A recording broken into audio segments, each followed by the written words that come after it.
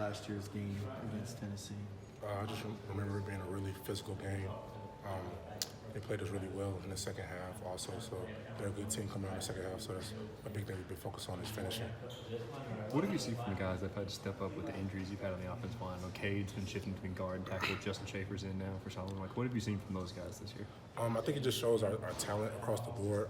When somebody goes down, we have somebody that's just as good, maybe even better, that can come in and do their job pretty well. What does Coach Pittman do that allows guys like that to come in and either change positions or just come in entirely and allow them to be ready and perform at a high level? He develops them, and then in practice every day we approach it like you're a one, like you got to play in the game. So when your name is called, you're ready.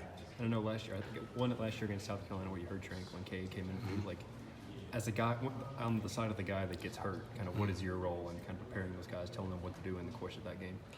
Just when somebody comes in, like if something happens, just bringing the offensive line group together and just saying that the ship keeps rolling regardless of what happens. We got to do our job. So now with all the SEC games coming up, how much is that depth going to benefit you guys with all the games you got coming up, SEC championship, potentially all that other stuff down the line? I think it's going to play a big part, not just the offensive line, but our whole team. We have so much depth. I think that's going to help us later in the season. You talk about the complexity of Tennessee's fronts. Pruitt's kind of known as an X's and O's guy. Are they a team that's going to probably throw a lot at you? So their base fronts are a lot like our team, so we're used to that. But on a third down, they have a lot of odd exotics that we have to be prepared for. How do you adjust when a team's playing that cat and mouse game? Because they'll probably do that with Jake making a lot of calls at the line. A big thing is just execution before the snap, just making sure everybody's on the right page, regardless of what they're doing. If we, know our roles, know our jobs, it really doesn't matter. When you talk about that exotic stuff, how much does it benefit you that you've had a bye week to kind of prepare a little bit more for that kind of stuff?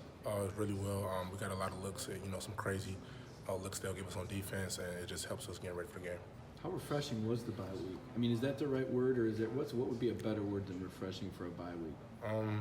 We call it work week. I guess a lot of teams might think of it as a time to, get your body better, stuff like that. But we had some really physical practices where we got better.